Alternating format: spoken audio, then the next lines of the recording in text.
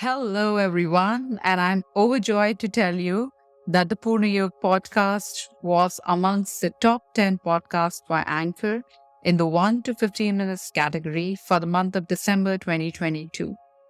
Thank you for listening and making this happen. Your love means the world to me. And I would urge you to show this love by rating the podcast so that others feel inspired to join the community. Much love to all of you. Hi, I'm Shikha. I'm a holistic growth coach and the founder of Purnayog.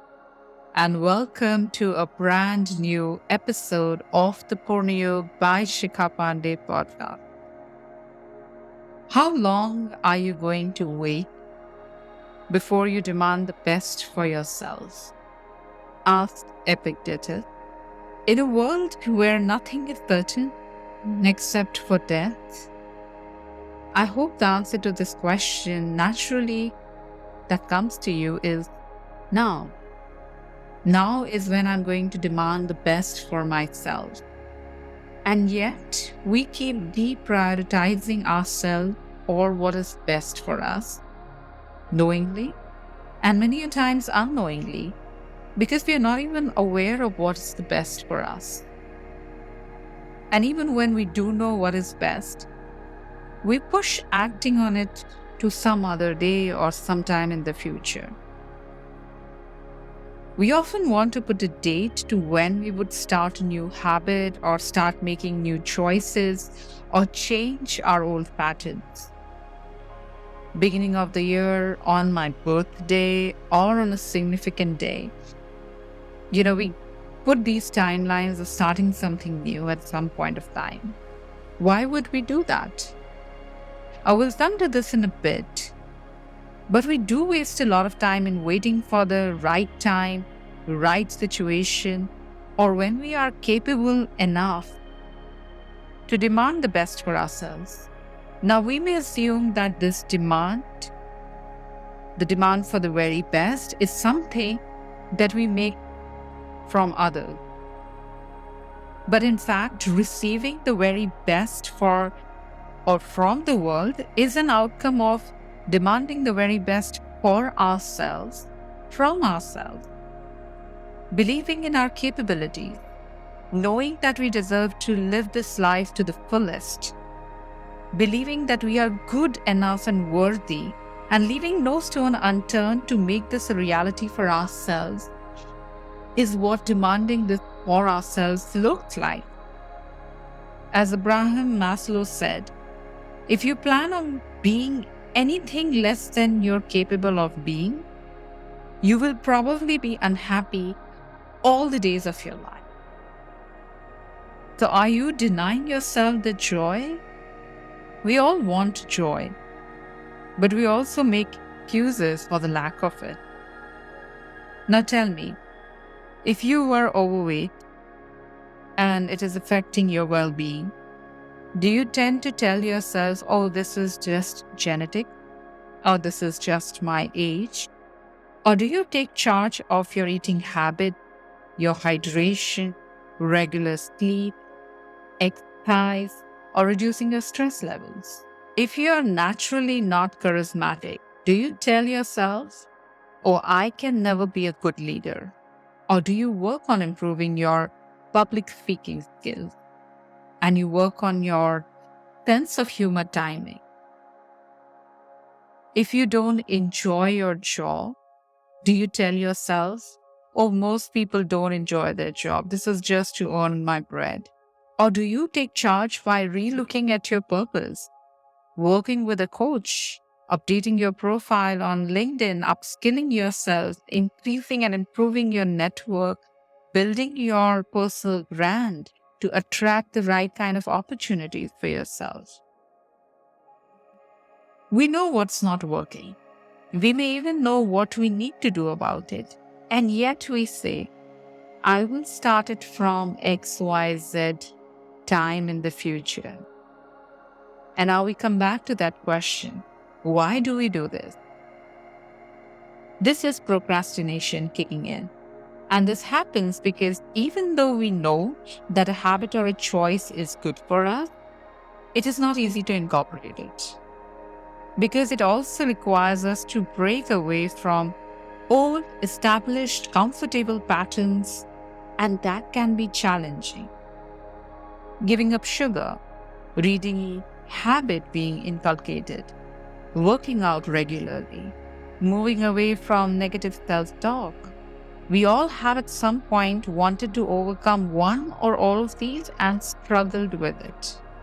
So we may have what is called as task aversion. And it's such situations when we are actually taking up something challenging, this may arise. Task aversion is feeling that the task that we need to do is boring, complex, or too tough. And then we, or rather our mind, makes it its job to avoid it. When we are under distress like this, the rational part of the brain, that is the prefrontal cortex, shuts down. And we move from the parasympathetic nervous system, which is responsible for us being in a state of calm and relaxation. We shift into the fight, flight, or freeze mode, which is the sympathetic nervous system. This is the time when the amygdala, the part of the brain that moderates the fear response, gets activated and it takes over. This is the amygdala hijack, and the brain now starts working toward removing the threat from the present moment, or rather than the perceived threat, which in this case is caused by the distress of feeling that the task is very complex or very tough, even though the task is something which is good for us. So what can we do? What are the people who are growing and thriving doing? What are the shifts that we need to make? Here are a few of the things that we can do. Learn to be with the discomfort. When we begin to procrastinate on regular basis, we are choosing instant gratification over distant reward and future goals. Repairing our mood and us feeling challenged or in stress at this moment when we are feeling it becomes our priority number one. If we want to overcome procrastination instead of fleeing away from uncomfortable feelings, we would need to learn to sit with them for a bit. Identifying the negative emotion, understanding and acknowledging it, and preparing to work with it while we work on our task. And this is where the practice of meditation is greatly beneficial. Meditation is all about sitting with things as they are, without judgment, without wanting to change them. Another beautiful practice that we can really do is to just keep all the distractions away and immerse ourselves in the task at hand, even though we feel that it's challenging, for just 10 minutes, putting a timer of 10 minutes. And at the end of 10 minutes, if we still don't like it and we still find it very challenging, we let it be. And then come back to it maybe later in the day or the next day. And again 10 minutes. And again 10 minutes. And this way we build a friendly relationship with the task and are eventually overcoming our bias towards it. Another important thing to keep in mind is to focus on doing just one thing and taking just one step. Don't think about reaching the goal, finishing the task. For example, if you want to begin a workout routine, don't think about being the best, getting the ab, or losing an X number on the scale. Instead, focus on simply showing up for your workout and doing what you can do, and feel the good hormones kick in at the end of the workout and just enjoy that. Just soak it in that moment. Everything else that's going to happen is going to be a byproduct and will happen eventually, but results don't show up immediately. If abs is all that is driving you, you may not even see it for months together, and that could actually demotivate you. Another important thing to keep in mind is that to be able to get going with a change, to be able to get going toward becoming the best version, it is very important to be okay with not being perfect. I have talked in detail about the futile chase for perfection when there is nothing like perfection in the previous podcast episodes as well. But the idea of perfection definitely leads us away from the path of being a better version because it kicks in procrastination big time. We might feel paralyzed to start working on something because we might think that what is needed is to do this perfectly, or we can't do that because we are not capable enough. Instead of waiting to be perfect or be better prepared, just dive into the task and improvise on the go as you learn and as you become more familiar.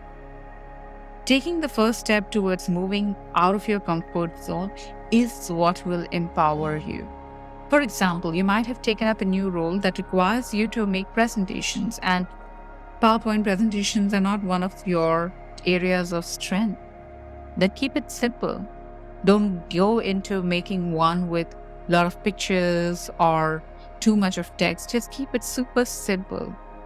White slides with black text on it works just fine, and as you get more comfortable with it, pick it up from there. But keep it simple. Take that first step. Don't look at comparing yourself to another person or an idea of perfection that you have, and that stops you from taking this big step of stepping out of your comfort zone and actually presenting in front of people. Another important thing is to choose what emotion do you want to associate with the task. Choose the emotion you want to focus on. Even though a task may seem tough or challenging or boring, but instead you could define it as an opportunity to learn something new, a new challenge, a chance for you to get better at something. And think about the sense of accomplishment you feel once you get going with it. Add meaning to what are you doing. Redirect your attention. We don't lose at the level of the action. Most of the time, we lose something at the level of the mind. And coming to mind, another important aspect of getting on this path of demanding the best and creating the best for yourself is to cultivate mindfulness. All the time we spend daydreaming, planning, distracted, mindlessly scrolling on our cell phones or computers is taking us away from the action time. These thoughts and distractions have nothing or no contribution towards the task at hand. Begin by constantly becoming aware about what do you think when you're now no longer present in your task. The tools that I offer through my coaching to accomplish this are things like preparing an effective to-do list, time management, mindfulness practices, and they are the ones that enable you to become more aware. And once you become more aware, you become more resilient. That means that you're able to bounce back into the task way quicker from a distraction than otherwise you would. People who are constantly becoming the best versions of themselves and evolving want to become the best version in the first place. So if you don't have the confidence, then you need to build that. Because hard work alone is not all that it takes to become the best. We have always been told to focus on our work, and with the focus, we will become the best. Yes, we will get better at the work to the extent of best, but at the work that we are doing. Like if I keep singing the same song for days and months, I will get better at it. But does that mean it is my best version of myself? It's very important to understand what are we focusing on? Where are we directing our energies? One thing we get better at is the stepping stone to the next thing. We need to keep moving on. Hard work is often, people think, all about just doing the same thing over and over again and putting in the best effort. We forget that it's also about getting better at something, and then from there stepping on to the next, constantly evolving and growing. And all these things that we get better at, they must all fuel our sense of purpose and joy. When you truly study performers in any field, what sets them apart is not their physical skill, but how they control their mind. And Stan Beecham said this, and amazing and so true. It is important to know our purpose or our source of joy, and that's crucial for becoming the best versions of ourselves. There's an amazing documentary called Jiro Dreams of Sushi, which is about this 85-year-old man, Jiro, whose sushi dinner, which approximately costs around $300, is booked several months in advance from people traveling from all over the world. And Jiro says that his only mission is to create the best sushi. Just one perfect piece of sushi, and this is his purse, and that's what drives him. It's not about creating a chain of restaurants or sushi malls. It is just creating that best sushi. And that perfection is such an ongoing process. And that is what keeps us fueling to becoming the best version. The perfection is not a place that you reach or something you accomplish. Perfection, or the way to perfection, is a journey that you take, constantly evolving into the best version of yourself. Be mindful about what are you putting your energy into today. Is it serving your sense of purpose?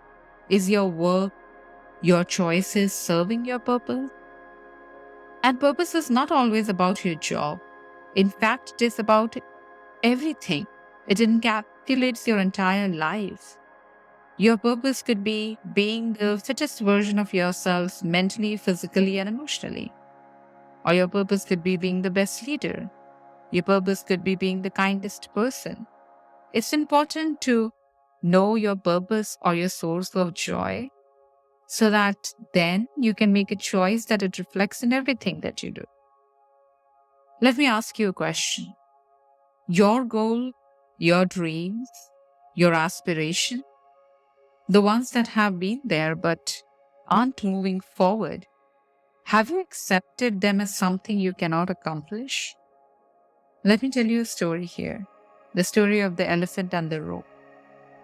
Once a man saw a number of elephants in the outskirts of a forest, and they were tied to trees. But they were only tied by a simple small rope. One they could break easily, but none of them did. The man asked the elephant owner, "Why are they tied this way?" And the owner responded, "When the elephants were very young, they were tied using a small rope, and the rope then were enough to hold them there.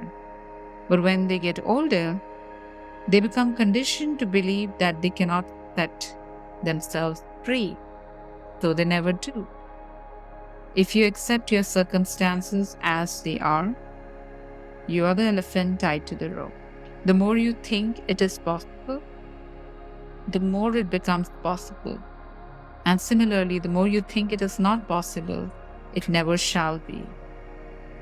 Now let's talk about what are your expectations from the outcome. There is something known as Pygmalion effect that refers to situations where high expectations lead to improved performance and low expectation lead to worsened performance. Unless we believe we can, we never will be. This is one of my personal practices of making a conscious shift, especially before a competition or an application. I always focus on acing it by believing and trusting that I am capable and deserving of this. That means that in your mind, you believe that this is yours. You believe that the outcome will be positive. And when you think about it like that, you already trust that you have the capabilities. And when you present, or when you apply, or when you reach out with those capabilities and that confidence, you behave differently. You showcase things differently. It all starts from you. It all starts from us. It begins from this place of deep trust that we are deserving, that we are capable, and then to take the reins of our life in our own hand and making these conscious shifts and changes to walk on this path, and to always know that the answer to how long are you going to wait before you demand the best for yourself, the answer should be not a minute longer than right now. Now is your time. Take charge of it. Time is the most precious resource that we have, and there is no better time than now. If you would want to reach out to me, feel free to write to me on the email ID given in the description below. I look forward to hearing from you. And I once again thank you for all the love that you share on this podcast. I wish you well being. Namaste.